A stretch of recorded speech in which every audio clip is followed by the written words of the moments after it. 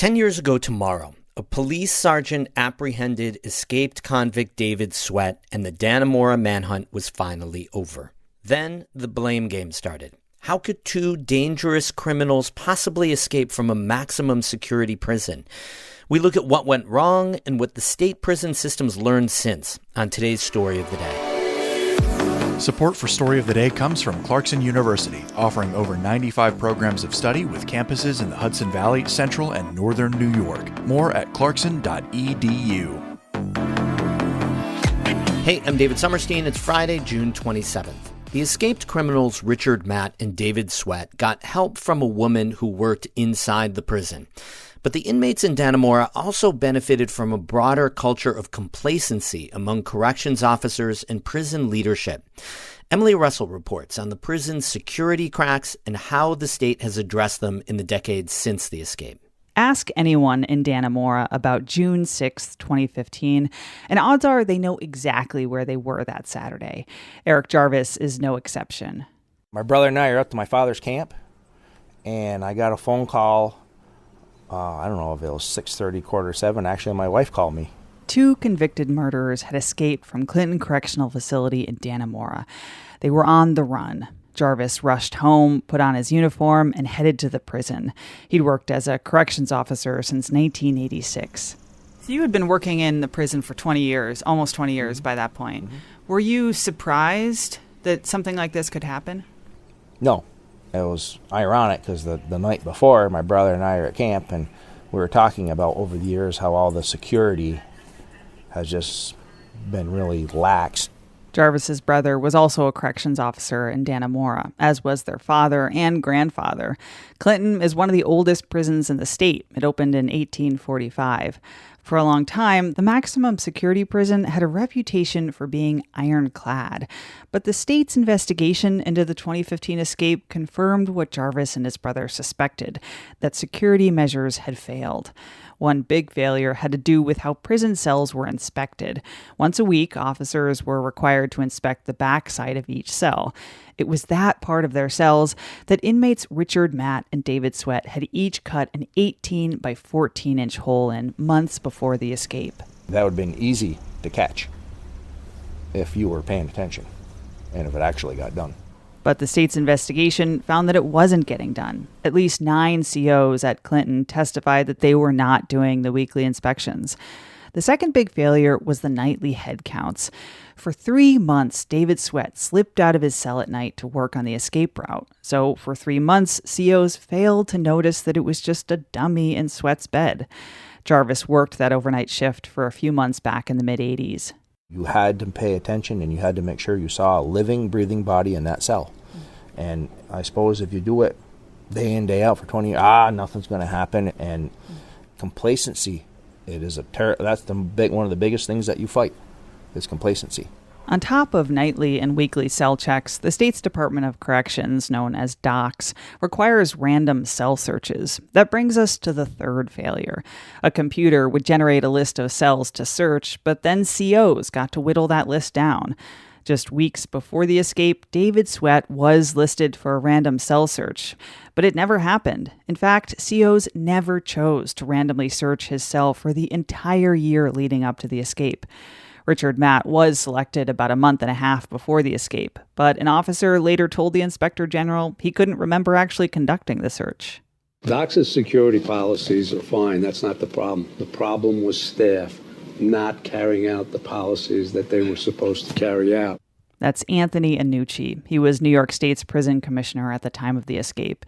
He spoke recently at a roundtable hosted by the inspector general. You must have a very rigorous system of checks to make sure that staff are doing what they're supposed to. DOCS denied an interview request for this story, but did provide a list of new security measures put in place after the escape, like an electronic tracking software for nightly rounds. DOCS also began piloting the use of body-worn cameras at Clinton. But staff complacency was only part of the problem. 2 employees were knowingly breaking prison policy to benefit inmates Matt and Sweat. That brings us to the fourth and maybe most monumental failure. Joyce Mitchell, who worked in the tailor shop, knew about their escape plans. She smuggled hacksaws and other tools into the prison to help them. And while Corrections Officer Gene Palmer said he didn't know about the escape, he did give Sweat pliers and a screwdriver.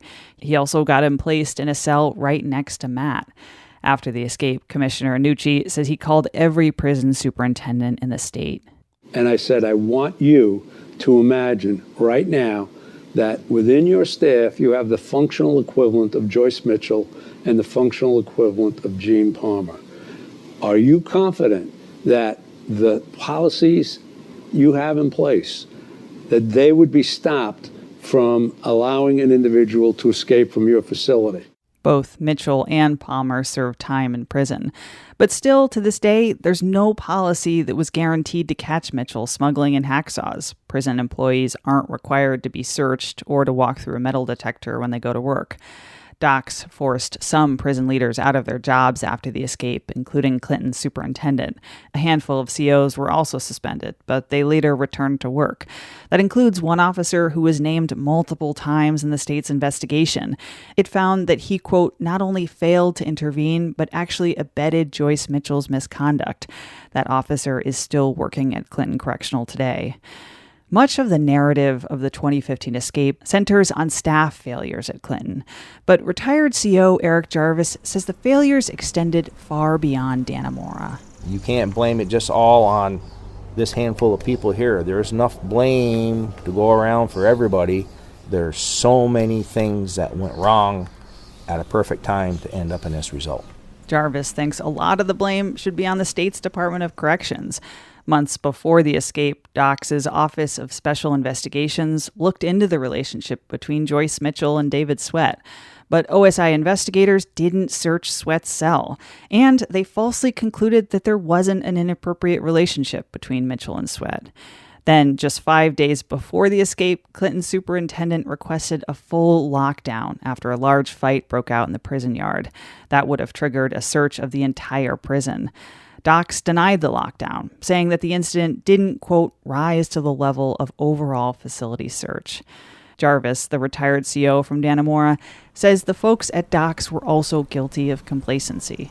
At the end of the day, it was failure, because not only my family, but there's a lot of families in the area, the community, that had generations that worked there and took a lot of pride in how the place ran and how tight it ran, and this was a catastrophic failure. Epic proportions. In the months and years after the escape, Jarvis says security did tighten up at Clinton. The tunnels below the prison were inspected once a month rather than once or twice a year. In all, watch posts along the prison walls were returned to being fully staffed. But many criminal justice advocates say more needs to be done to enhance safety and security behind bars. Sumit Sharma from the Correctional Association of New York wants the state to modernize all its record-keeping systems to ensure more transparency and accountability on a daily basis. Sharma says docs should trust its staff, but also verify their work. I think people are showing up, they're well-intentioned, they want to do the work.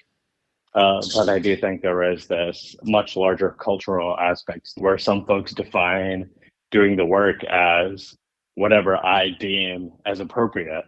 There hasn't been a prison escape in New York since 2015, but the state has struggled with other security issues, like increasing violence behind bars, more drugs and other contraband making its way into prisons, and a statewide staffing shortage that was worsened after officers went on a wildcat strike this spring. The state's current Inspector General, Lucy Lang, says while many security cracks have been filled in since 2015, more reforms are needed. The increased training and security measures that have been put in place in the 10 years since that escape have no doubt contributed to enhancing the system overall. That said, prisons are by design obscured from the public eye, and far too few New Yorkers care about conditions behind bars. In a statement, the Department of Corrections says it's continuing to invest in the safety and security of state prisons. This year's budget includes more money for its Office of Special Investigations, as well as for more body scanners for visitors and body cameras for staff. Doc says those changes will make prisons safer and help root out wrongdoing. Emily Russell, North Country Public Radio, Dannemora. We have more news all the time and through the weekend, ncpr.org. Music today by Lost in Beijing of Keen. Have a great weekend. I'm David Summerstein, North Country Public Radio.